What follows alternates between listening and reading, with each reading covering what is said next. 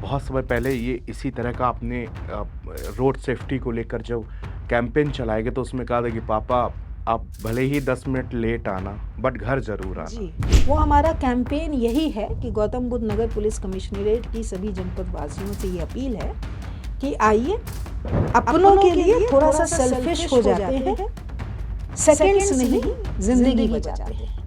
तो ऐसे उसमें पुलिसिंग का जो स्वरूप है वो और एक किसी रूरल जिले की पुलिसिंग में बहुत ज़मीन आसमान का फ़र्क होता है जी। अगर आपका वेल गार्डेड सेक्टर है और उसमें किसी घर में चोरी होती है तो वो पोटेंशियल थ्रेट है। हमने अपने पुलिस वालों को यही ड्रिल किया। अगर आपकी सड़क पर मौजूदगी है और एक मोबाइल फ़ोन स्नैचिंग होती है, इसका मतलब पुलिस का कोई औरा नहीं बचा है। इमरजेंसी नंबर्स हैं पुलिस के और वुमेन्स हेल्पलाइन को लेकर, ये मैम एक दिन में या कितनी कॉलें आ जाती होंगी, कैसे इसको अटेंड किया है जाता है? और लोग ये जानना चाहते हैं कि इतनी जल्दी अगर हम फ़ोन करते हैं और तुरंत ये एरिया में पहुंच जाता है, ये कैसे मैनेज होता है? आईपीएस वो ड्रेस, वो आप जब रैंक आई और आपका नाम ये हो गया कि अब आपका यूपीएससी आपने क्रैक कर दी, वो फीलिंग क्या थी? कैसे उसको एक्सप्रेस किया? यूपीएससी का एग्ज़ाम बहुत टफ होता है, बहुत टफ। लंबे समय के लिए होता है। आपके प्रीलिम से लेके इंटरव्यू और फाइनल रिजल्ट तक आपका पूरा 1-1.5 साल जाता है, तो आपको मेंटली टफ होना चाहिए। मैंने नौकरी में आने के बाद अपने रास्ते खुद बनाए हैं। जहाँ भी चैलेंजेस आए हैं मैंने आउट ऑफ बॉक्स थिंकिंग करके और उसके उपाय खोजे हैं। उसके बाद जब आप सर्विसेज में आते हैं तो शुरू में आपको 3 चीज़ें झेलनी रहती हैं किसी महिला अफसर को। पहली चीज़ क्या थी? हमसे पहले बहुत सारी लेडी ऑफिसर्स यूपी कैडर में नहीं थी, फील्ड में भी बहुत कम जी। दिनों के लिए और बहुत कम रहे थे। तो एक तो लोगों में एक्सेप्टेंस की पुलिस का कोई बॉस लेडी हो सकता है, जब सामान्य में ये एक्सेप्टेंस नहीं था। टेक्नोलॉजी को लाने के चैलेंजेस थे, कनेक्टिविटी के चैलेंजेस थे, बिजली की सप्लाई के चैलेंजेस थे, बहुत सारे तरह के चैलेंजेस होते। फैमिली और एक पुलिस, मैम कभी कभी ऐसा होता होगा कि आप कई सारे फेस्टिवल, कभी ऐसा कोई बड़ा ओकेज़न, हैप्पी बर्थडे, कभी कुछ, लेकिन आप कहीं तैनाती है, कभी आप नहीं जा मिस पाए। करते हैं। देखिए ये सभी पुलिस वालों के संग होता है। हम लोग अपने ही सोशल सर्किल में सबसे अग्राह्य हो जाते हैं, किसी भी ओकेजन में पहुंच नहीं पाते हैं, हिस्सा नहीं बन पाते हैं। लेकिन वर्क लाइफ बैलेंस सभी को करना चाहिए। देखिए मैं इसे अपने माता पिता का आशीर्वाद को समझूंगी कि उन्होंने कभी भी बेटी और बेटे में फ़र्क नहीं किया, हमें समान तरह के अवसर दिए।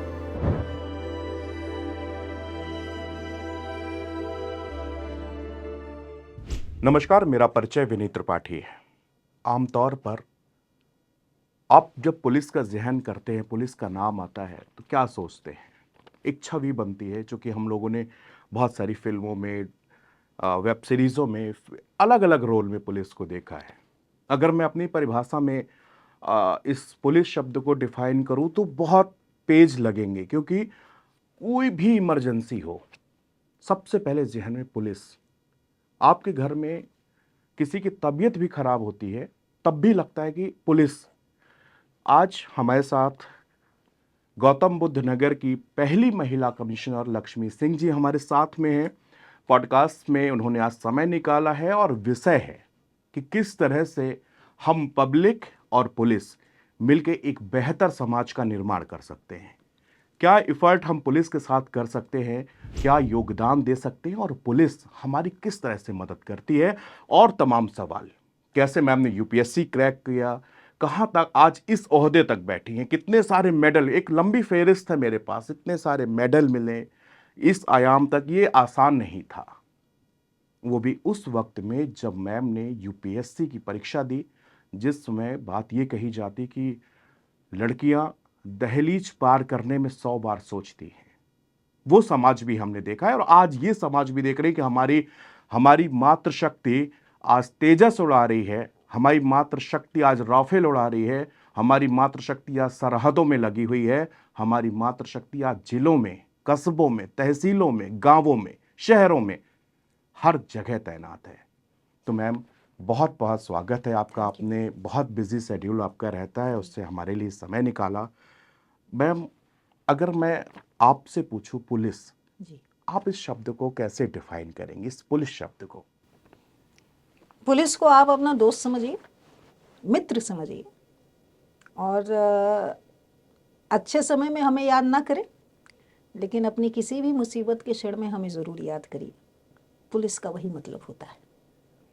बिल्कुल मैम, जब भी हम लोग पुलिस का जिक्र करते हैं मैम, किसी भी तरह की इमरजेंसी हो, जी, सबसे पहले आपका नाम, सबसे पहले खाकी, सबसे जी, पहले वो हमको नजर आती है। जी, ये विश्वास पैदा हुआ है। जी, हम इस विश्वास में पब्लिक को जोड़ के और कैसे इसको स्ट्रांग कर सकते हैं? जी।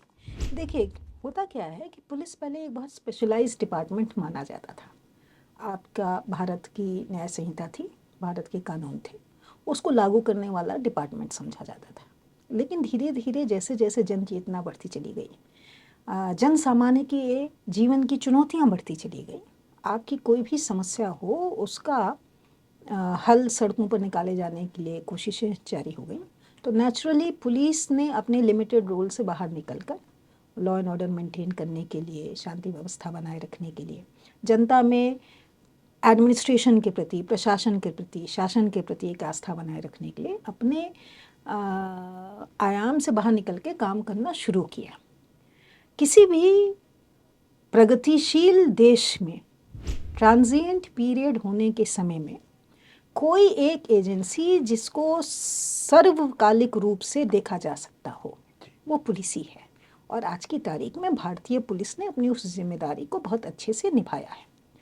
बहुत सारे ऐसे हमारे लेगेसी के इश्यूज रहे हैं, ऐतिहासिक तौर पे कॉलोनियल पुलिसिंग के नाम पे इसको बनाया गया, कॉलोनियल लॉज इस पर हावी रहे, एक वो वर्क कल्चर बहुत लंबे समय तक उसमें चलता रहा, जिसकी वजह से पुलिस और पब्लिक के बीच में गैप पैदा होता चला जी। गया, ट्रस्ट फैक्टर की कमी हो गई।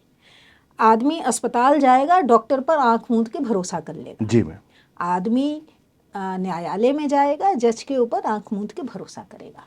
लेकिन आदमी जब पुलिस के पास आएगा तो वो तत्काल भरोसा करने में उसे थोड़ा संकोच होगा। इसके लेगेसी फैक्टर्स हैं।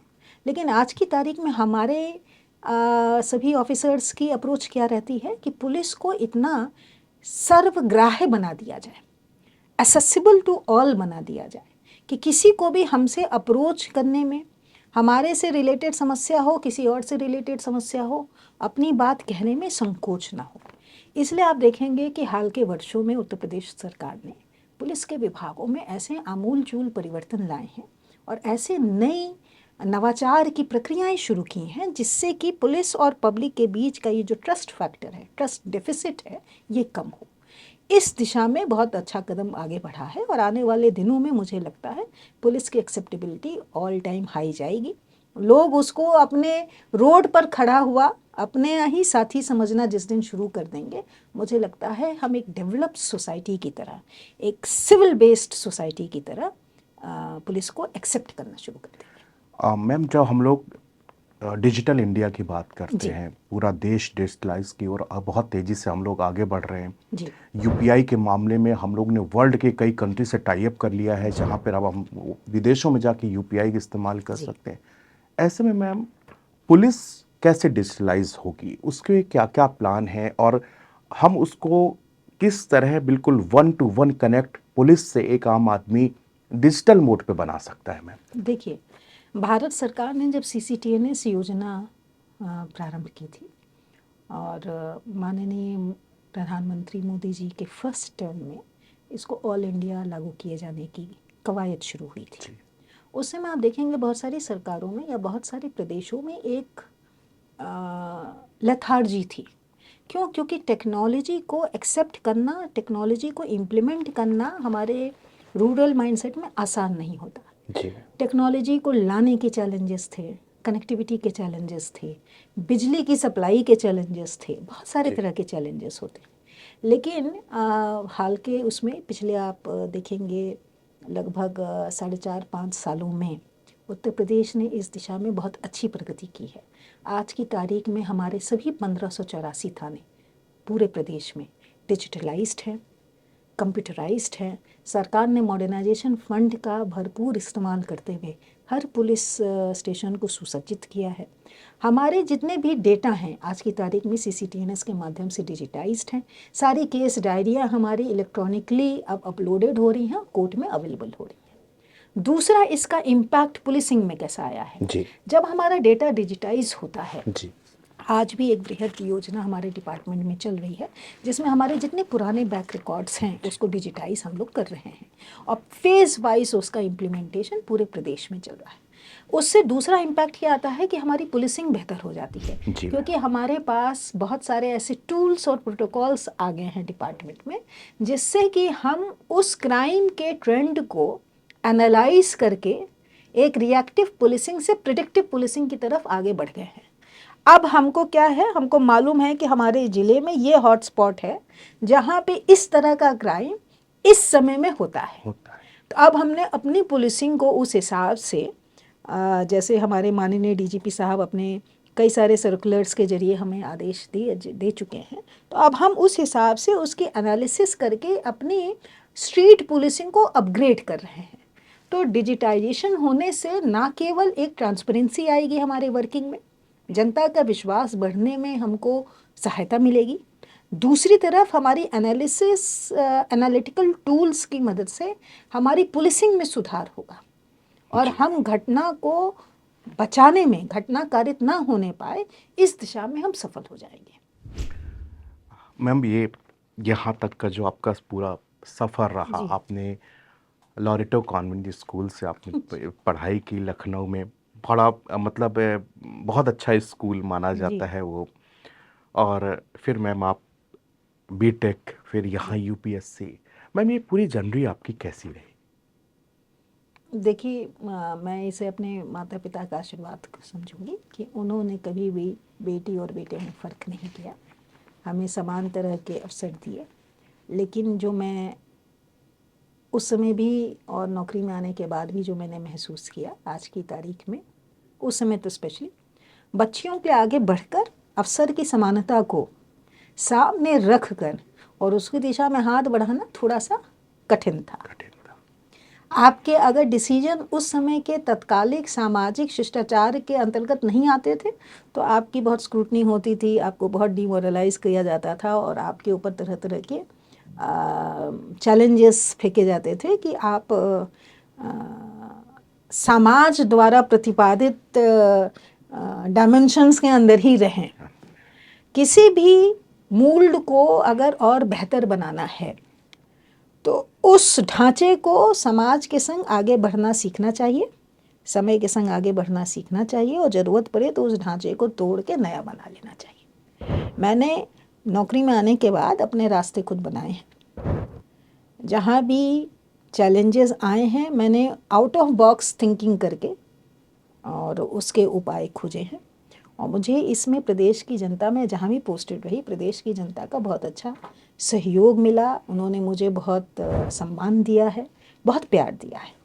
तो आपको क्या करना है कि महिला होने की जो एक अपनी लिमिटेशन है जी, उसको पहचान करना है, किस तरीके से आप उसको बैलेंस आउट करते हुए उस लिमिटेशन से बाहर जाने में कितने सक्षम होते हैं, उसको दिशा निर्धारित करनी है और अपनी टास्किंग खुद करनी है। आपका क्या लक्ष्य है और आप क्या करना चाहते हैं वो किसी दूसरे को तय ना करने दें। आप आज कितना अच्छा काम कर रहे हैं, आप कल कितना अच्छा कर ले जाएंगे। आप अपनी उद्देश्य, अपने लक्ष्य खुद तय करिए। मेरा मानना है कि प्रदेश की बच्चियों में, बालिकाओं में बहुत असीमित संभावनाएं हैं और जिस दिन आप तय कर लें कि हम ये कर सकते हैं उस दिन आप वो कर लेंगे। मैम, इस दौरान जब आप पढ़ाई कर रही थी UPSC में, कितने घंटे मैम आप पढ़ाई करती होंगी UPSC की जब आप तैयारी कर रही थी? देखिए, मेरा इसका एक ही जवाब रहता है, हर इंडिविजुअल की पढ़ाई करने की, श्रम करने की, मेहनत करने की कैपेसिटी अलग अलग होती है। आप अपनी कैपेसिटी पहचान लीजिए, कितने घंटे आप पढ़े। बहुत पढ़ाई होती है, UPSC का एग्ज़ाम बहुत टफ होता है, बहुत टफ, लंबे समय के लिए होता है। आपके प्रीलिम से लेके इंटरव्यू और फाइनल रिजल्ट तक आपका पूरा 1-1.5 साल जाता है। तो आपको मेंटली टफ होना चाहिए, प्रेशर में नहीं आना चाहिए, अपने ऊपर भरोसा रखना चाहिए। कई बार कई सारे अभ्यर्थी क्या होता है कि प्रिपरेशन के दौरान, एग्जामिनेशन के दौरान और इंटरव्यू की प्रतीक्षा करने के दौरान अपने ऊपर कॉन्फिडेंस लूज़ कर जाते हैं। लूज़ मत करिए, ये केवल एक परीक्षा है। और आज की तारीख में तो बच्चों के सामने बहुत सारे एवेन्यू खुले हुए हैं। लेकिन जो भी पढ़िए, जैसा भी पढ़िए, फोकस्ड होकर पढ़िए, कंसंट्रेशन के संग पढ़िए, एकाग्रता के साथ पढ़िए, और ये मान के चलिए कि आपने एक बार पढ़ लिया तो उसे दोबारा पढ़ने की ज़रूरत ना पड़े, ऐसे पढ़िए। तो मेरा मानना है कि आपकी अगर मेंटल टफनेस है, you are mentally prepared to face the challenge and overcome it, तो आप यूपीएससी जैसी परीक्षा में भी अवश्य सफल होंगे।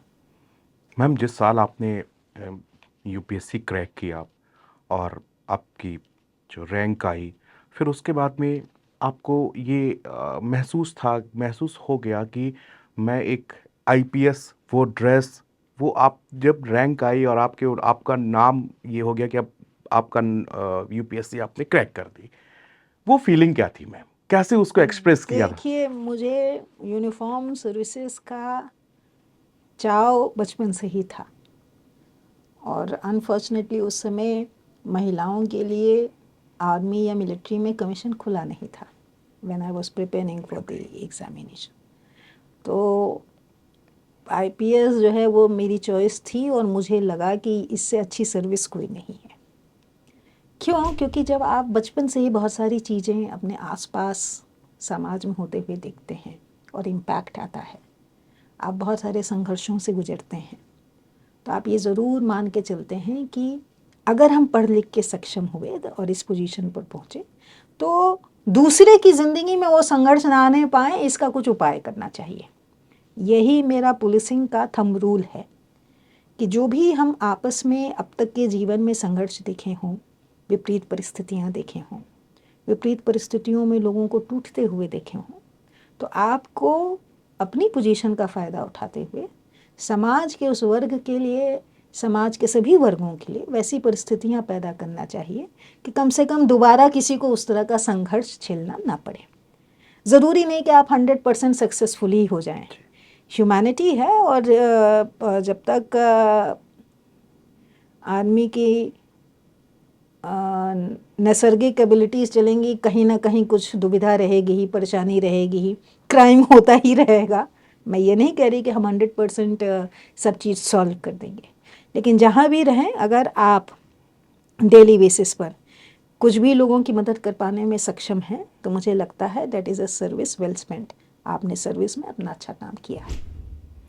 मैम, जब आपकी हैदराबाद से ट्रेनिंग हुई, आप वहाँ भी आपको मेडल मिला, आप रैंक में फर्स्ट आई, जी उसके बाद जब आपकी ज्वाइनिंग हुई मैम, जी तो वहाँ पर एक हमने अक्सर फिल्मों में वेब सीरीज में देखा है कि जब कोई महिला बड़ी अफसर आती जी है तो एक पुरुष वर्ग का जो जी ऑफिसर्स वहाँ होते हैं, एक दूसरी फीलिंग की यार जी अब ये होगा। तो कभी मैम आपने वो चीज़ फेस? देखिए, मैं जब एकेडमी में थी, तो मेरी समझ में सभी कैंडिडेट्स में हम शायद सबसे दुबले पतले रहे होंगे।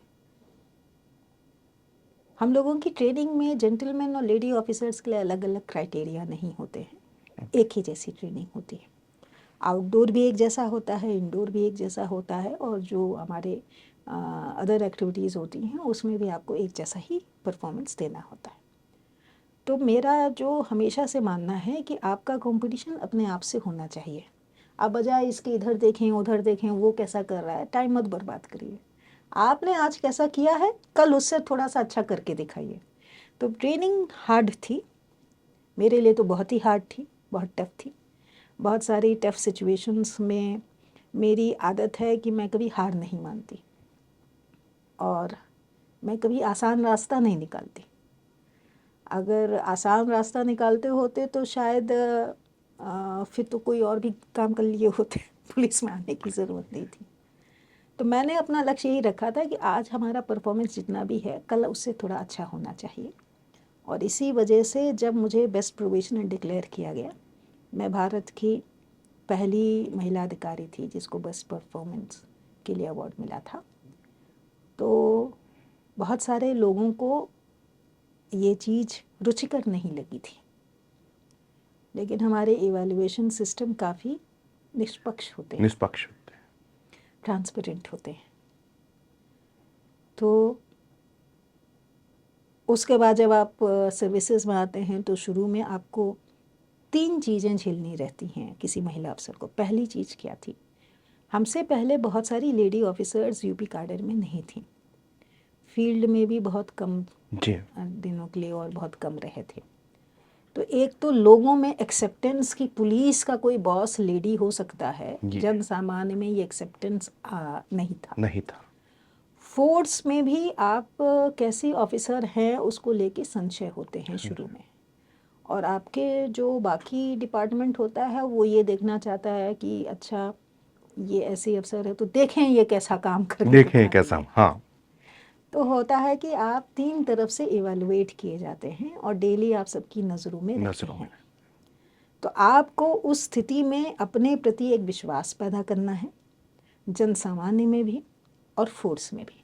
जिस दिन फोर्स को ये समझ में आ जाए कि है तो लेडी ऑफिसर लेकिन लेडी नहीं है, केवल ऑफिसर है, उस दिन आपने आधी लड़ाई जीत ली। और जिस दिन फोर्स को ये लगे कि किसी भी विपरीत परिस्थिति में ये भागेगी नहीं, हमारे लीडर के तौर पर सबसे सामने आके चुनौती का सामना करेगी, उस दिन से फोर्स आपके प्रति 100% लॉयल हो जाता है और आपकी विपरीत से विपरीत परिस्थितियों में वो आपके संग खड़ा दिखाई देता है। मैंने बहुत सारे चैलेंजिंग टास्क अपने करियर में सामना किया है और उनको हल किया है, और मैं इस बात के लिए अपने फोर्स के प्रति बहुत शुक्रगुजार हूँ कि उन्होंने मुझे एज एन ऑफिसर बहुत सम्मान दिया है। मेरे संग विपरीत से विपरीत परिस्थितियों में भी कंधे से कंधा मिला के वो खड़े रहे हैं और उन्होंने गोली का जवाब गोली से दिया है। तो इसके लिए मैं उनके लिए बहुत I am very grateful to them. Public में भी जैसे ही उनको समझ में आए कि ये इस अफसर को समस्या का निदान करना आता है और ये आउट ऑफ वे जाके सबकी दुखते हुए हृदय पर मलहम का स्पर्श लगा सकती है, तो फिर वो पब्लिक आपको हाथों हाथ लेती है। मैंने पब्लिक का बहुत अपार स्नेह पाया है और मेरा हमेशा रुझान ये रहता था कि जो भी क्राइम का पैटर्न है उस डिस्ट्रिक्ट में, आप उसकी जड़ तक जाइए, समस्या का समाधान वहीं से निकलेगा, क्राइम का रेट वहीं पे गिर जाएगा। और जिस दिन पब्लिक को समझ में आ गया कि फील्ड में ये अफसर आई है, हमारे गांव तक आई है, मैं बहुत बार ऐसे गांवों में गई जहां हमसे पहले कोई सीनियर अफसर पहुंचा नहीं था। जब आप वैसी जगहों पर पहुंचते हैं तो लोग तो पहले आपको छू के देखना चाहते हैं जी। महिलाएं आके हमको तुरंत गले लगा लेती हैं, जी। उनको लगता है कि अच्छा ये महिला आई है, वो वर्दी में है, तो इसको एक बार छू के देख लिया जाए। लेकिन अगर उनको ये भरोसा हो जाए कि खाली हाथ नहीं आई है, हमारे लिए कुछ लेकर आई है या हमारी इस समस्या का कुछ हल दे कर वो जाएगी, तो वही पब्लिक फिर आपको हमेशा याद रखती है और आपके अपनी दुआओं में रखती है। मैम, जब आप ये हुआ कि आपका पॉडकास्ट होना है और आप हमारे दफ्तर में आने के लिए समय निकाली, मैंने कुछ लोगों से बात की जी। उन्होंने बोला एक ऐसी अफसर जो कि कभी एसी रूम पे नहीं रहती। जी। उन्होंने बोला कि नोएडा, ये मैम मैं आपके मुंह पे तारीफ नहीं कर रहा हूँ, मैंने बहुत सारे लोगों से बात की कि मैं क्या सवाल आपसे ऐसे पूछूं जो पब्लिक के जहन में है, वो सवाल मैं आपके सामने पुट अप करना चाहूँ। उन्होंने कहा कि एक इंसिडेंट, एक शख्स हमें बताने लगे कि मैम आपकी कमिश्नरेट पहुंचे तो कहें कि उस समय मैम निकल रही थी और धूप बहुत भयंकर थी।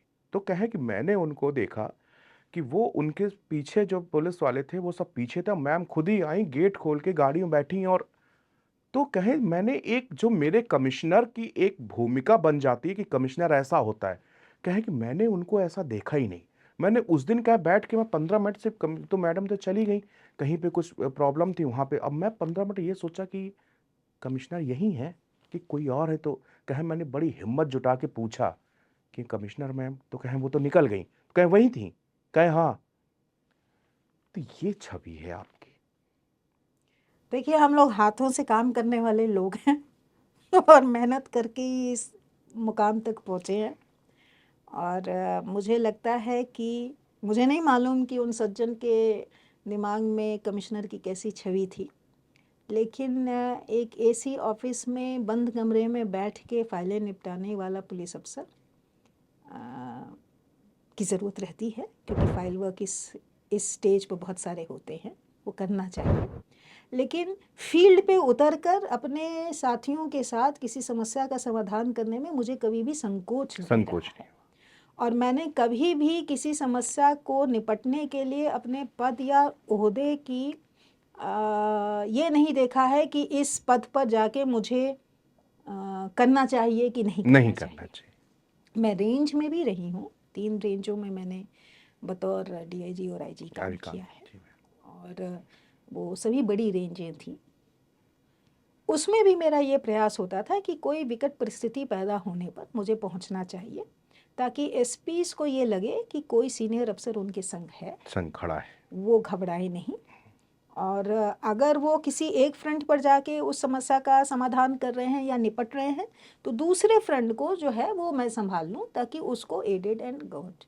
किसी भी परिस्थिति को बिगड़ने से पहले ही अगर हम उसे कंटेन कर ले जाएं, ये बेस्ट पुलिसिंग मॉडल है, और मैं इसी पर विश्वास करती हूँ। तो इसके लिए मुझे सड़क पर भी खड़े होकर और सड़क पर बैठ के भी हल निकालना होगा, तो मैं उसके लिए भी तैयार हूँ। मैम, कॉस्मोपॉलिटन सिटी की अगर हम ये बात करते हैं तो बहुत सारे चैलेंजेस यहाँ पर पुलिस के सामने हैं। ट्रैफिक एक बहुत बड़ा मेजर समस्या है, साइबर क्राइम एक बड़ी समस्या है। अदर क्षेत्रों के मुताबिक इन सिटियों में आपके सामने एक अधिकारी होने के सामने क्या क्या चुनौती है? देखिए, गौतम बुद्ध नगर पुलिस कमिश्नरेट के चैलेंजेस बहुत डिफरेंट लेवल के हैं। जैसा आपने कहा है कि एक ये बहुत अच्छा और well developed urban metropolitan centre है। इंडस्ट्रीज़ हैं, कॉरपोरेट सेक्टर्स हैं, मीडिया सेक्टर्स हैं, बहुत सारे अलग तरह के कमर्शियल और एमएनसीज़ के ऑफिसेज़ हैं। एजुकेशन हब है, बहुत सारी यूनिवर्सिटीज़ और कॉलेजेस हैं जो यहाँ पर ऑपरेट कर रहे हैं। फैक्ट्रीज़ में हम लोगों के यहाँ फ्लोटिंग पॉपुलेशन बहुत है, स्किल्ड अनस्किल्ड वर्कर्स की एक बहुत बड़ी फ़ौज आती है और जाती है। तो आपको ऐसी दिशाओं में, और बहुत अच्छे रिहायशी सेक्टर्स हैं जिसमें बहुत अच्छे जनसंख्या में लोग रहते हैं, तो ऐसे उसमें पुलिसिंग का जो स्वरूप है वो और एक किसी रूरल ज़िले की पुलिसिंग में बहुत ज़मीन आसमान का फ़र्क होता है। नंबर 1, मैंने यहाँ पे आने के बाद कोशिश क्या की है कि हमने अपनी फ़ोर्स को बाकायदा ट्रेनिंग के मॉड्यूल्स तैयार करवा के इन्हीं यूनिवर्सिटीज़ की सहायता लेके सॉफ्ट स्किल्स में ट्रेन किया है। English language, spoken English language एक सभ्य तरीके से हिंदी में बात करने के दिशा में भी मॉड्यूल्स तैयार करके उनको ट्रेन किया है, क्योंकि मुझे लगता है कि मेट्रोपॉलिटन सेंटर होने के बाद थाने में कोई आए तो उसे ये लगना चाहिए कि पुलिस बहुत कर्टियस है, बहुत पोलाइट है, और एक अच्छे लहजे में उस जेंटलमैन से बात करने के लिए तैयार है। किसी महिला को भी डिस्ट्रेस में अगर पुलिस स्टेशन आना पड़ता है तो उसे ये कॉन्फिडेंस होना चाहिए कि ये बहुत सिविलाइज सिविलियन पुलिस है, जो बहुत अच्छे से शिकायतों को डील करती है और मीडिएशन करा के उसका समाधान करती है। तो मेरी कोशिश हमेशा ये रही कि हम एक सिविलाइज सोसाइटी में सिविलाइज्ड पुलिस होने का एक अपना इमेज स्थापित करें और उसके अनुरूप काम करें। दूसरे चैलेंजेस क्या होते हैं कि ऐसे सेंटर्स में किसी भी समस्या का निदान तुरंत होना चाहिए, तभी पुलिसिंग के प्रति उस पढ़े लिखे वर्ग में एक विश्वास पैदा होगा। वो विश्वास कायम रखना और उसको बनाए रखना बहुत बड़ी चुनौती होती है, और इसके लिए आपको 24/7 काम करना पड़ता है। हमारे यहाँ बहुत सारे एमएनसीज और कॉरपोरेट ऑफिसेज हैं जो रात में भी चलते हैं, तो हमें रात में भी, खासकर महिलाओं के लिए भी और बाकी कम्यूटर्स के लिए भी, एक सिक्योर एनवायरनमेंट देना, ये भी हमारा चैलेंज है। ट्रैफिक के चैलेंजेस हैं हमारे, अनफॉर्चुनेटली 2 जो इम्पॉर्टेंट जनपद के बैरियर पॉइंट्स हैं, इनग्रेस के पॉइंट्स हैं, एक हमारा दिल्ली बॉर्डर पड़ता है और एक तरफ हमारा गाज़ियाबाद बॉर्डर पड़ता है। उसमें अनफॉर्चुनेटली इंजीनियरिंग, रोड इंजीनियरिंग की वजह से थोड़े से ऐसे बॉटलनेक्स क्रिएटेड हैं जिनका उपाय जो होगा वो लॉन्ग ड्रॉन सोल्यूशन है। त्वरित रूप से आप थोड़े बहुत चेंजेस कर सकते हैं, लेकिन उसका उपाय अल्टीमेटली एक आपको नया इंफ्रास्ट्रक्चर खड़ा करके ही देना होगा। तो ट्रैफिक के जो चैलेंजेस हैं हमारे, और जिस हिसाब से व्हीकल्स की संख्या रोड्स पर बढ़ी है, बढ़ती जा रही है। तो जो हमारी प्लानिंग थी 2030 तक की जो प्लानिंग थी, वो तो हम पिछले 10 साल पहले ही बाईपास कर चुके हैं, सरपास कर चुके हैं। अब हमारी जो चैलेंजेस हैं वो शायद 2050 तक के चैलेंजेस हो गए हैं। तो जिस हिसाब से number of vehicles on road increase हुए हैं, उस हिसाब से अनफॉर्चुनेटली हमारा इंफ्रास्ट्रक्चर नहीं तैयार हो पाया है। नोएडा वेस्ट में जो आपका न्यू नोएडा बोला जा रहा है, ग्रेटर नोएडा वेस्ट जो बन रहा है, उसमें आपके 60,000 फ्लैट्स जो हैं वो एक ही झटके में मॉड्यूल होके और ऑपरेशनल हो जाएंगे। आपका एक बहुत बड़ा पॉपुलेशन का सेक्टर उसमें आएगा। तो हमको उस हिसाब से अपने इंफ्रास्ट्रक्चर को प्लान करना और समय रहते तैयार करना, पुलिसिंग की दिशा में भी नया इंफ्रास्ट्रक्चर उस हिसाब से तैयार कर लेना, ये चैलेंजेस गौतम बुद्ध नगर पुलिस कमिश्नरेट के हैं। जेवर का जो हमारा इलाका है वो बड़ी तेज़ी से आगे हो रहा है। Once the airport is operational, वो हमारा बहुत मेजर इंडस्ट्रियल हब बनने जा रहा है। तो उसमें भी जो हमारी पुलिसिंग है उस हिसाब से उसको भी समय रहते तैयार होना पड़ेगा। शासन से हम लोग इस संबंध में बात कर रहे हैं, प्लान ड्रॉड आउट है, हमारे प्रस्ताव ऑलरेडी सबमिटेड है और आशा करते हैं कि जल्द उस पर काम शुरू हो जाएगा। मैम, ये तो प्रस्ताव थे और आपने पूरा इंफ्रास्ट्रक्चर की बात करी। मैम, यहाँ पर पब्लिक की बात मैं कर रहा हूँ जी अभी।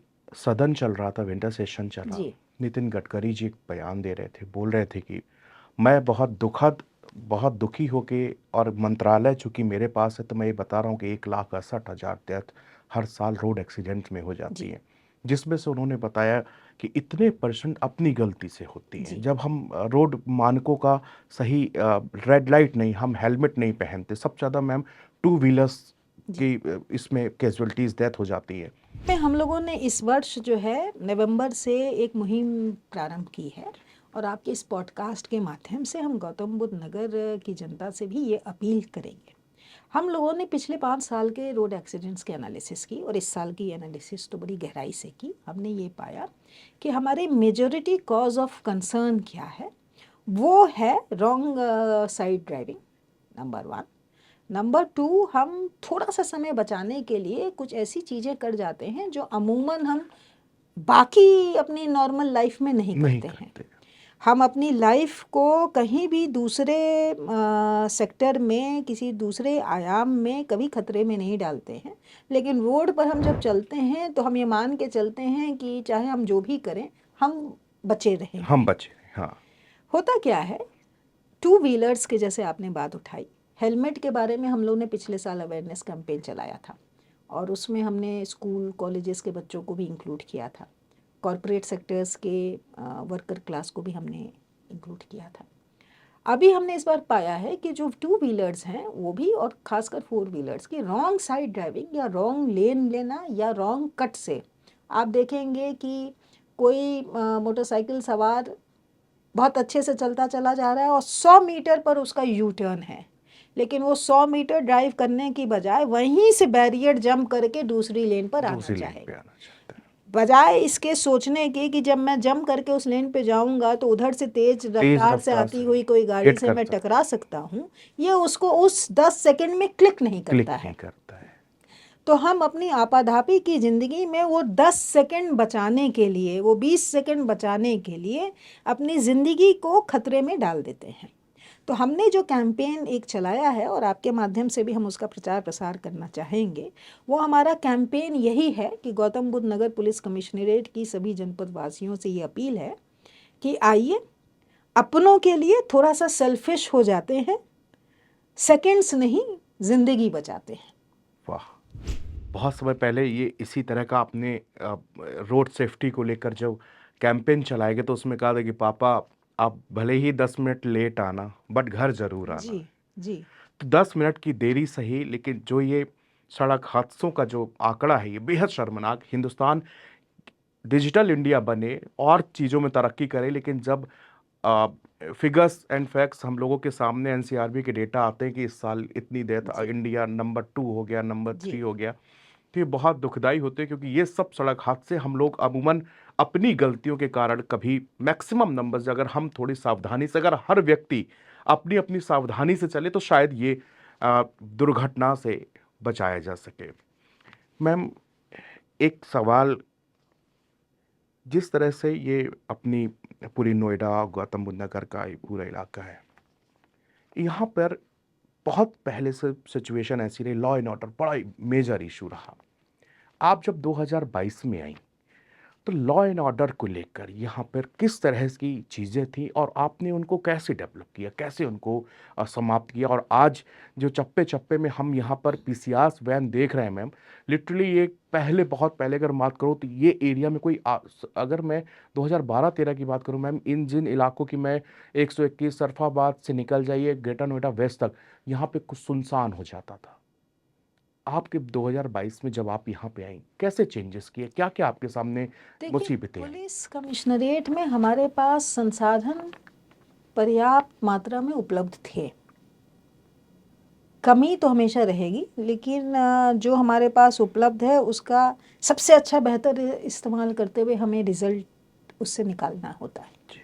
तो मैंने उसमें एक ऑडिट किया था और ये पाया था कि बहुत सारे हमारे जो संसाधन थे वो ऐसे कुछ एरियाज़ में सेंट्रलाइज्ड हो गए थे जहाँ पे पुलिस वालों को कंफर्टेबल जोन लगता है, और बहुत सारे इलाके ऐसे थे जो अनअटेंडेड रह गए थे, अनअटेंडेड कि आप निकल गए और रात में आपको कोई पुलिस ही नहीं दिखी। नहीं दिखे। जब मैंने नया नया ज्वाइन किया था दिसंबर के महीने में, मैं बहुत रात की सड़कों में निकली थी और मैंने सिर्फ ये नोटिस किया था कहाँ पुलिस है और कहाँ नहीं है, नहीं, क्योंकि आपकी हर चप्पे पर तो हम पुलिस नहीं दे नहीं पाएंगे, दे, हाँ, लेकिन रात में जब हमारी सड़कों पर, एक्सप्रेस वे पर और अंदरूनी सड़कों पर कोई निकले और पुलिस का वाहन उसे एक बत्ती जलाए कहीं खड़ा दिख जाए, तो एक सेंस ऑफ सिक्योरिटी उसमें आ जाती है कि हाँ साहब पुलिस है, नंबर 1। नंबर 2, हमारे बहुत सारे ऐसे वनरेबल पैचेस थे जहाँ पे स्ट्रीट क्राइम की हमें सबसे ज़्यादा शिकायत मिली थी, और एनालिसिस करने पर हमने पाया था कि थोड़ी सी उसके प्रति अटेंशन की कमी थी।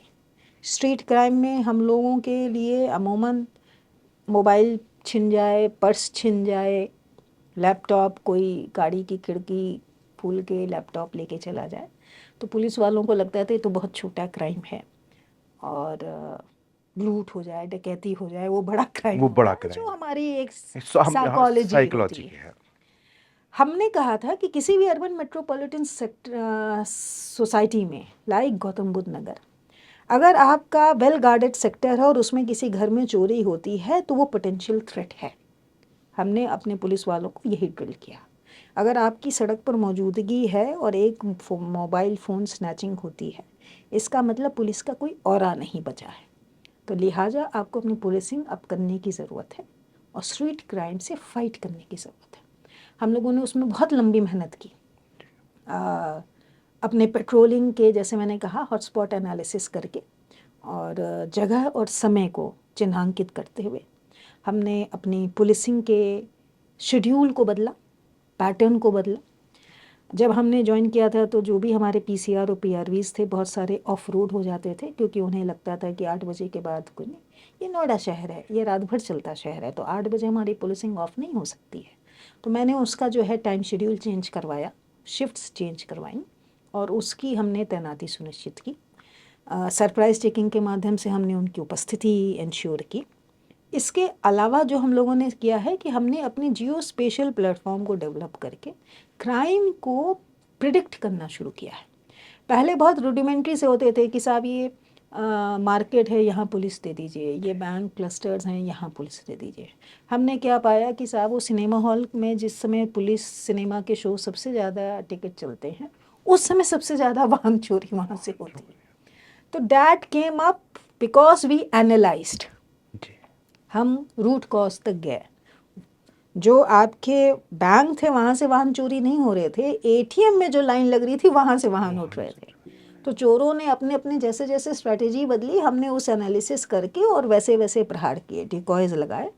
दूसरा हमने क्या किया था कि हमारा जो कंट्रोल रूम था वो थोड़ा सा टूटा हुआ कंट्रोल रूम था, इन द सेंस कि एक सेक्टर का कंट्रोल रूम दूसरे सेक्टर के दूसरे जोन के कंट्रोल रूम से बिल्कुल अलग था। तो सूचनाओं का रियल टाइम फ्रेम में आदान प्रदान नहीं हो पा रहा था। तो हमने सभी कंट्रोल रूम को सेंट्रलाइज्ड किया, सेंट्रलाइज करके एक जगह उनको आईटीएमएस में बैठाया, कैमरों से उनको लिंक किया। ऑपरेशन वृष्टि में सबसे ज़्यादा अधिक कैमरे हमारे डिस्ट्रिक्ट में इंटीग्रेट किए गए थे। लगभग 42,000 कैमरों को हम लोग इंटीग्रेट कराने में सफल हुए थे, और उसके माध्यम से जो है हम लोगों ने अपनी एनालिसिस डेवलप की और गैंग्स पकड़े। पकड़ने के बाद वो छूट जाते थे क्योंकि पुलिस उस पर ध्यान नहीं देती थी। हमने उनके संग उनकी प्रिवेंटिव गैंगस्टर एक्ट की कार्रवाइयाँ की, गुंडा की कार्रवाइयाँ की। तो उसमें हुआ क्या कि इस वर्ष हमारे स्ट्रीट क्राइम में एकदम से डिटेरिएशन आया। Number of incidences have gone down. क्यों? क्योंकि पुलिस अब जहाँ भी खड़ी है वो सजग खड़ी है, उसको मालूम है कि ये क्राइम होगा, हमें ही सॉल्व करना है, तो मत होने दो। You know that is kind of thing. जो मेट्रो स्टेशंस हमारे वनरेबल एरियाज़ होते थे उस पर कोई हमारी अनफॉर्चुनेटली पुलिसिंग अवेलेबल नहीं रहती थी, तो हमने उसका टाइम शेड्यूल बना के पीक आवर्स में मेट्रो स्टेशंस के नीचे में पुलिस की विजिबिलिटी इंश्योर कराई है, नंबर 1। और कुछ चौकियाँ खोली हैं रूडिमेंट्री, जो हमारी प्राइमरी चौकियाँ होती हैं मेट्रो स्टेशंस के नीचे हमने खुलवाई हैं, जिससे कि हमारी पुलिस की मौजूदगी और विजिबिलिटी बढ़ जाए। स्ट्रीट क्राइम का दूसरा इम्पैक्ट होता है महिलाओं के प्रति अपराधों के उसमें। तो हमारी सेफ सिटी परियोजना चल रही है, गौतम बुद्ध नगर उससे आच्छादित है, लेकिन उसमें अनफॉर्चुनेटली थोड़ा सा डिले हो रहा है। तो हमने I am very grateful to the industrial and corporate sector, CSR के माध्यम से हम अब तक 16 पिंक बूथ अलग अलग स्थानों पर इस्टेब्लिश करने में सफल हुए हैं और वो रन कर रहे हैं। हमने अपने जितनी भी महिला फोर्स था जो ऑफिसेज में बैठी थी उसको निकाला है, महिला बीट से उनको संबद्ध किया है, उनको स्कूटीज़ अवेलेबल करवाई हैं, डिपार्टमेंट से हमको रिसोर्सेज प्राप्त हुए हैं, उनकी हमने ब्रांडिंग करवाई है ताकि वो जहाँ भी खड़े हों लोगों को समझ में आए कि ये महिला मोबाइल है और इसको अपनी समस्या के निदान के लिए अप्रोच किया जा सकता है। तो उससे क्या हुआ है कि पिंक बूथ और पिंक मोबाइलों की सहायता से, जिन्हें हम स्वयं सिद्धा मोबाइल बोलते हैं, इनकी सहायता से रोड पर महिला पुलिस फोर्स की विजिबिलिटी बढ़ी है और उसकी वजह से इंसिडेंसेस ऑफ पेटी क्राइम अगेंस्ट महिला, जो विमेन के खिलाफ छोटे क्राइम हो जाते हैं, छेड़खानी हो गई, टॉन्टिंग हो गई, वो सब एकदम से बंद हो गया। तो जैसे आप पुलिस को एक विजिबल ऑरा में ले आते हैं, वैसे ही इंसिडेंसेस ऑफ क्राइम में आप देखेंगे कि स्वतः उसमें डिक्लाइन शुरू हो जाता है। मैम, ये पुलिस का जब वर्दी, पुलिस की इम्पोर्टेंस हमारे समाज में, दूसरी तरफ मैम फैमिली और एक पुलिस। मैम, कभी कभी ऐसा होता होगा कि आप कई सारे फेस्टिवल, कभी ऐसा कोई बड़ा ओकेज़न, हैप्पी बर्थडे, कभी कुछ, लेकिन आप कहीं तैनाती है, कभी आप नहीं जा मिस करते हैं। देखिए, ये सभी पुलिस वालों के संग होता है। हम लोग अपने ही सोशल सर्किल में सबसे अग्राह्य हो जाते हैं, किसी भी ओकेजन में पहुंच नहीं पाते हैं, हिस्सा नहीं बन पाते हैं। लेकिन वर्क लाइफ बैलेंस सभी को करना चाहिए और ये बहुत ज़रूरी है। आपकी मेंटल हेल्थ के लिए आप अपने दिमाग को बहुत खुश रखें और अच्छा काम करने के लिए प्रेरित होते रहें। इसके लिए भी बहुत ज़रूरी है कि आपकी पर्सनल और प्रोफेशनल लाइफ में एक बैलेंस होना चाहिए। मेरा अपना मानना है, जो मैंने किया है, कि आपकी लाइफ में प्रायोरिटी क्या है वो तय होना चाहिए, किस व्यक्ति की क्या इम्पोर्टेंस है वो होना चाहिए, और उसके हिसाब से आपको अपने शेड्यूल में से वो टाइम निकालना ज़रूर चाहिए। अगर आप बाकी सबके जीवन में कुछ खुशियाँ दे पा रहे हैं और आप अपने ही बच्चे को खुश नहीं रख पा रहे हैं, तो वो मुझे लगता है कि एज एन इंडिविजुअल आपका फेलियर है। तो मैंने हमेशा इस बात को रखा है कि अपने वर्किंग आवर्स को ज़्यादातर, हर समय तो मैं नहीं कर पाऊँगी, लेकिन ज़्यादातर ऐसे रखा है कि हम अपने फैमिली के लिए भी समय निकालें। हम जितना भी समय साथ बिताते हैं बहुत क्वालिटेटिव अच्छा समय बिताते हैं, ऐसी एक्टिविटीज़ करते हैं जो सबको पसंद हो और जिससे सभी को बहुत खुशी मिले। तो मुझे लगता है कि 24 घंटे हम साथ ना रह पाएँ कोई बात नहीं, लेकिन जितनी भी देर साथ रहें, एक दूसरे को अच्छे समझ के साथ रहें और समय देते हुए खुशियाँ अपनी ज़िंदगी में लाएँ, रिजुमिनेट होकर दूसरे दिन फिर ऑफिस में एकदम तरोताज़ा होकर जाएं। मैम इधर में बहुत सारे ऐसे केसेस देखने को मिलते कि चूंकि हस्बैंड भी वर्किंग है, जी वाइफ भी जी वर्किंग है, दोनों ऑफिस गए, लेकिन बहुत सारे मामले ऐसे आते हैं कि वो वर्क लाइफ बैलेंस नहीं हो पाता, कहीं नहीं खटपट वो चीज़ें शुरुआत हो जाती हैं, कहीं मतलब आदमी को प्रेशर होगा, कहीं मिसेस को प्रेशर होगा, दोनों के चक्कर से फिर वो विवाद बढ़ता चला जाता है। तो क्या वो टिप्स है जो इंसान अपनी वर्क लाइफ को बैलेंस कर सकता है? कॉरपोरेट सेक्टर में 8 घंटे 9 घंटे की ड्यूटी करने के बाद वो किस तरह से अपने आप को रिफ्रेश कर सकता है ताकि उसकी जो ज़िंदगी है वो बेहतर गुजरे? देखिए, सबकी ज़िंदगी के एक्सपीरियंसेस डिफरेंट होते हैं, सबकी ज़िंदगी की परिस्थितियाँ डिफरेंट होती हैं। लेकिन 25 साल के अपने पब्लिक कैरियर से जो मैंने सीखी हैं मैं वही बता सकती हूँ।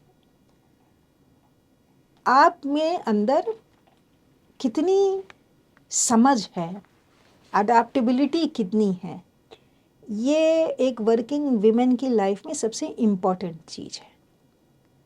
दूसरा, हम लोग बहुत पढ़े लिखे स्ट्रेटा से आते हैं और नौकरी भी अच्छी करते हैं, लेकिन अगर हम अपने अंदर ईगो पाल लें तो फिर उस ईगो से नुकसान केवल आपका अपना होना है।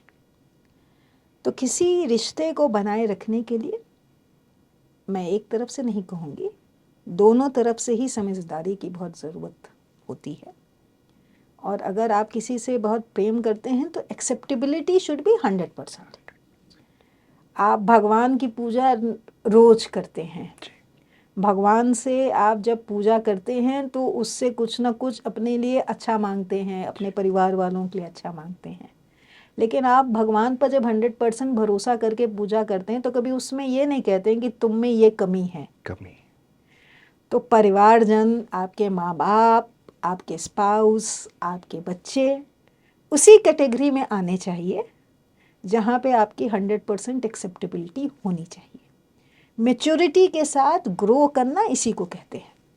कमियां आपके अंदर भी होंगी, कमियां दूसरों के भी अंदर होंगी। तो मेरा मानना है कि कमियां देखने में और उसको क्रिटिसाइज़ करने में हम जितना समय गंवाते हैं, अगर उसी समय में हम अच्छाई देखना शुरू कर दें। मैंने अपने डिपार्टमेंट में भी अच्छाई देखना कभी बंद नहीं किया है। लोग हमेशा ये कहते हैं कि पुलिसिंग बहुत नेगेटिव जॉब है, और बात सही है। एक बहुत नकारात्मक वातावरण में आप दिन रात काम करते हैं, जो भी आपके पास आता है वो बहुत ग्रीवांसेस लेकर आता है, रोते हुए आता है, और एक उसका साइकी पर इम्पैक्ट होना बहुत लाजमी है। लेकिन जिस दिन भी आप अच्छा देखना शुरू कर दें, अगर मैं नेचर के संग मुझे नेचर में रहना बड़ा पसंद है। मैं जहाँ भी रहूँ, इवन अपने ऑफिस के बंद कमरे में भी मुझे 2-4 पौधे रखना बहुत पसंद है। तो जब समय बहुत गंभीर हो जाता है तो पौधे देख लेती हूँ। तो आपको अपनी लाइफ में 2-4 ऐसी हॉबीज़ रखनी चाहिए जो आपको रिफ़्रेश करें और मेंटली रिलैक्स करें। नंबर 1, आपको अपने करियर में भी जो है ग्रो करने के लिए कुछ पढ़ाई लिखाई करते रहना चाहिए। अगर आप पढ़ नहीं रहे हैं, कोई चीज़ नया सीख नहीं रहे हैं, छोटी भी सी चीज़ हो सकती है, बड़ी चीज़ भी हो सकती है, लेकिन कुछ ना कुछ ज़रूर सीखते रहना चाहिए। उससे क्या होता है कि आपका मन एक पॉजिटिव फ्रेम ऑफ माइंड में रहता है। एंड थर्ड, हमने और हमारे हस्बैंड भी वर्किंग थे, हमने ये तय किया था कि हम कभी भी वर्क के टेंशन को घर में नहीं लाते थे। काम काम वाली जगह पे होना चाहिए और घर में घर वाला काम होना चाहिए। और हम बड़े नॉर्मल परिवार के तौर पे ही रहते हैं, सामान्य रहते हैं, और एक्सेप्टेबिलिटी दोनों तरफ से है, एडजस्टमेंट दोनों तरफ से है, और एडजस्टमेंट करने से कोई बड़ा या छोटा नहीं हो जाता है, आप बराबर ही रहते हैं। और मैच्योरिटी इसी को कहते हैं। अगर आप समय के संग मैच्योर होकर ग्रो करना नहीं सीखते हैं तो आप जिस भी फ्रेम में रहें, जितनी भी सुविधाओं के बीच में रहें, आप कभी खुश नहीं रहेंगे। मैम आपने बहुत मतलब ये एक्सेप्टेंस वास्तव में एक ऐसी चीज़ है जिसको अगर लोग कर ले तो बहुत सारे हजारों ऐसे परिवार हैं जो अगर इन सब चीज़ों जी को करें तो वो उनकी लाइफ बहुत स्मूथ अच्छी चलेगी। मैम जो इमरजेंसी नंबर्स हैं पुलिस जी के और वुमेन्स हेल्पलाइन को लेकर, जी। ये मैम एक दिन में या कितनी कॉलें आ जाती होंगी, कैसे इसको अटेंड किया है जाता है?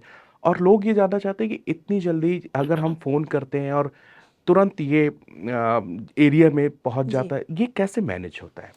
देखिए, इसका सिस्टम डेवलप्ड है। हमारे यहाँ बीट्स हैं जिस पर हम पीआरवीज़ को 11 डायल 112 की गाड़ियों को तैनात करते हैं और वो केवल आपके कॉल को अटेंड करने के लिए ही होती हैं, उनसे और कोई पुलिसिंग का काम नहीं लिया जा सकता। इमरजेंसी मेजर्स में हम ज़रूर उनको लेने की कवायद करते हैं और वो उनको फिर फर्स्ट रिस्पॉन्डर के तौर पर भी भेजते हैं। जब हमारी शिकायतें लॉज हो जाती हैं और कंट्रोल रूम से डायरेक्ट उनके पास आती हैं और फिर वहाँ पे वो पहुँचते हैं।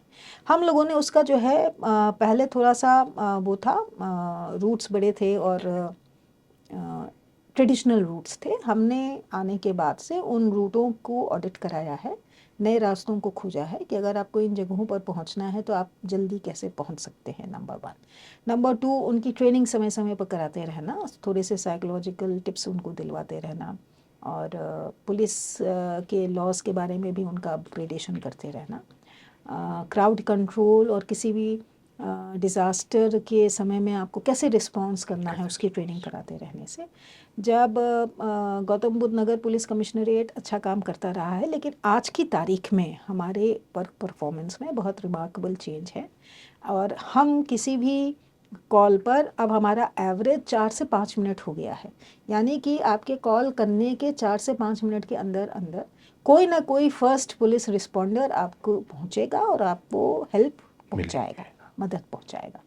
तो उससे क्या हुआ है कि हमारी रीराउटिंग होने से, नए ऑल्टरनेटिव वैकल्पिक मार्गों को चिन्हांकित करके और उसके बारे में सेंसिटाइज करने से, how to deal with emergency situations के बारे में ट्रेन करने से, हमारे इस डिस्ट्रेस हेल्पलाइन के नंबरों पर वर्क परफॉर्मेंस और सेटिस्फैक्शन लेवल में इंक्रीज हुआ है। गौतम बुद्ध नगर पुलिस कमिश्नरेट इस वर्ष काफ़ी बार नंबर 1 रहा है मंथली रैंकिंग में और हमारी कोशिश है कि हम इस परफॉर्मेंस को आगे बढ़ाते रहें। मैम, एक आखिरी सवाल और बहुत ज़रूरी सवाल मैं आपसे, साइबर क्राइम में बहुत तेज़ी से बढ़ जी। रहा है। बहुत सारे सवाल लोगों के, आम लोगों के ज़हन में होते हैं कि जी मैं नोएडा में रहता हूँ, लेकिन फ़ोन करने वाला ये कहीं से कॉल आया, वो जी। दिल्ली से पता नहीं कहाँ से हो जी। गया। अब मैं कैसे जाऊँ, थाने जी। में जाऊँ, साइबर सेल पे जाऊँ, कहाँ जाऊँ? और मैम, डिजिटल अरेस्ट हम्म, इस समय अच्छे-अच्छे प्रोफ़ेसर्स, बड़े जर्नलिस्ट जी। इनके झांसे में आ गए जी। और खुद प्रधानमंत्री नरेंद्र मोदी जी मन की बात में उन्होंने वो ट्वीट करके लोगों से अपील की कि इस तरह, ये मैम किस तरह इससे निपटा जाए और लोग कैसे बहुत आसानी से पुलिस से इससे मदद ले सकते हैं?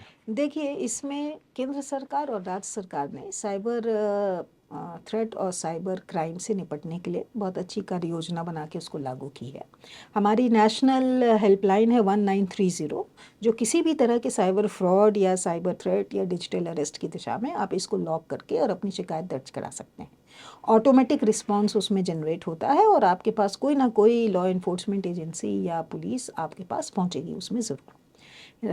राज्य सरकार ने पहले हमारे प्रदेश में 2 ही थाने थे, साइबर थाने, एक लखनऊ में और एक नोएडा में, जो कार्यरत होते थे। लेकिन राज्य सरकार ने इस वर्ष प्रत्येक जनपद में 75 जिलों में और 7 पुलिस कमिश्नरेटों में एक-एक साइबर पुलिस स्टेशन की स्थापना की है, जिससे कि हम साइबर क्राइम को उसी जनपद में डील कर सकें और लोगों को राहत पहुंचा सकें। इसके अतिरिक्त प्रत्येक थाने में एक-एक साइबर हेल्प डेस्क की स्थापना की गई है, जिसमें ट्रेंड पर्सनल लगाए गए हैं। हमारे यहाँ इन सभी साइबर हेल्प डेस्क पर एक ऑल्टरनेट इंस्पेक्टर्स जो साइबर क्राइम से डील करने में ट्रेन हैं, उनकी तैनाती की गई है, ताकि वो किसी भी आने वाले को, क्योंकि साइबर क्राइम में होता क्या है कि फर्स्ट विंडो ऑफ रिस्पांस बहुत इंपॉर्टेंट बहुत होता है। इम्पोर्टेंट। जितनी टाइमली आप उसमें अकाउंट ब्लॉक करा दें या उसका और किसी तरह की हेल्प करवा दें, उतनी जल्दी हम पैसा रिकवरी कर सकते हैं और अपने एविडेंसेस को कोलेट करके कलेक्ट कर सकते हैं। इसलिए इसकी ट्रेनिंग करवाना, कैपेसिटी बिल्डिंग करवाना और विवेचनाओं में तेज़ी लाना। पहले क्या होता था कि यहाँ के जितने भी हमारे लीड्स होते थे वो गैर राज्यों के होते थे जी। और वहाँ पे अधिकतर टीमें जाती नहीं थी, अगर जाती थी तो बहुत अच्छा सक्सेस रेट नहीं होता था। तो इस दिशा में हम लोगों ने क्या किया है कि बजाय इसके कि हम 1 या 2 व्यक्ति को भेजें, हमने 20-20, 40-40 आदमियों की एक टीम बनाई। उनसे कहा कि इस राज्य में आपके जितने भी केसेस में अभियुक्त वांटेड हैं या जगह हैं उनकी लिस्ट दे दी, ताकि ये टीम जाए कॉम्पोजिट वहाँ की पुलिस से संपर्क स्थापित करे और उन सभी के खिलाफ एविडेंसेस कलेक्ट करके अरेस्ट करके जो भी हमें पीनल एक्शन लेना है वो करते हुए लौट कर आए। तो हमारी साइबर विवेचनाओं के निस्तारण की गति इस वर्ष बढ़ी है, रिकवरी हुई है। मेरी समझ में अब तक हम लोग करोड़ों में रिकवरी करवा चुके हैं, अकाउंट सीज करवा चुके हैं और पैसा भी कोर्ट के जरिए रिलीज़ करने के आदेश भी हम लोग मदद कर देते हैं। इसमें बचने के लिए अवेयरनेस कैंपेन चलाया जाना बहुत ज़रूरी है। बहुत ज़रूरी है। तो हमारी जितनी ऑफिशियल वेबसाइट्स हैं, यूपी पुलिस की वेबसाइट्स हैं, उसमें कुछ ना कुछ डूज एंड डोंट्स ज़रूर अपलोडेड हैं, आप उसको देख सकते हैं। प्लस हमने क्या किया है कि यहाँ पे जो हमारा फेडरेशन ऑफ RWA एसोसिएशंस है उससे संपर्क साधा है और हम प्रत्येक वीकेंड सैटरडे या संडे में किसी न किसी RWA में जाके हमारे जो साइबर सेल की टीम है उसका एक मॉड्यूल तैयार है और वो वहाँ पे बैठ के सभी RWA से जुड़े हुए सभी नागरिकों को वहाँ पे अवेयरनेस देते हैं, प्रशिक्षण देते हैं, क्या डूज़ हैं क्या डोंट्स हैं, ऐसी किसी सिचुएशन में आपको इमीडिएटली क्या करना चाहिए, डिजिटल अरेस्ट के लिए कैसे प्रैंक कॉल आते हैं, आपकी इन्फॉर्मेशन कैसे फिश आउट होती है, वो सारी चीज़ों से उनको अवगत कराते हैं और फिर उनको बताते हैं कि इसमें तो ये हमारे अवेयरनेस कैंपेन चलाने से काफ़ी हद तक डिजिटल अरेस्ट के इंसिडेंसेस में लगाम लगी है। मैं आपके इस पॉडकास्ट के माध्यम से दोबारा रीइटरेट करूंगी, सेंट्रल या स्टेट की कोई भी एजेंसी, लॉ इन्फोर्समेंट की एजेंसी हो, इन्वेस्टिगेशन की एजेंसी हो, किसी भी वीडियो कॉल के माध्यम से या इंटरनेट कम्युनिकेशन के माध्यम से अपना इन्वेस्टिगेशन कंडक्ट नहीं करती है, नंबर 1। नंबर 2, कोई भी एजेंसी आपको थ्रेट करके या आपको इन्वेस्टिगेशन के नाम पे पैसा ट्रांसफ़र कराने के लिए कभी भी कोई अपील नहीं करती है। आपको समन भेजेंगे, थाने बुलाएंगे, ऑफिस बुलाएंगे और वहाँ से इन्वेस्टिगेशन होगा।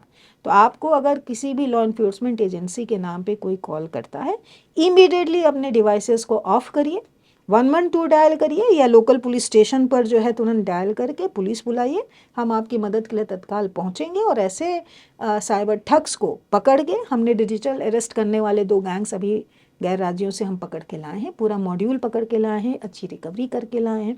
हमारे पास 7 अलग अलग राज्यों में उनके संचालित अकाउंट्स का हमें पता चला है, हमने पैसे फ्रीज करवाए हैं। तो हम इसको अरेस्ट करेंगे और आपकी मदद के लिए तत्काल पहुंचेंगे। बहुत बहुत शुक्रिया मैम, आप यहाँ पर समय निकाल के आई और बहुत सारी ये जो छोटे छोटे सवाल लेकिन हर आदमी से व्यक्तिगत तौर पर जुड़े हैं। और आज इस पॉडकास्ट का जो उद्देश्य था, आज पुलिस और पब्लिक कैसे मिलकर एक स्वस्थ समाज का हम निर्माण कर सकते हैं।